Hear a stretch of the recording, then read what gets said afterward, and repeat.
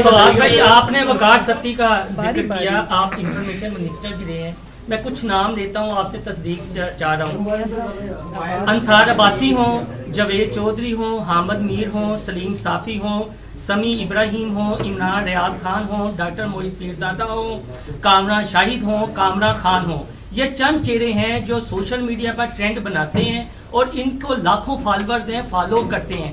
ये जो चंद एंकर्स हैं, यूट्यूबर्स हैं, ये सिर्फ सियासी जमातों के मीडिया ग्रुप्स में भी हैं या कोई थर्ड पार्टी भी इन्हें इस्तेमाल करती है? क्योंकि अरशद शरीफ की अगर फोरेंसिक रिपोर्ट हो, मेडिकल रिपोर्ट हो, तो कामरा शहद प्रोग्राम में ले आते हैं। इमरान खान वाली हो, कामरा शहद ले आते हैं। इससे पहले सानिया मॉडल टाउन की हो तो वो भी कामरा शहद लेते हैं, तब वो आपकी लाइन लेते थे। थोड़ा सा ये ब्रीफ करते हैं ताकि ठीक है।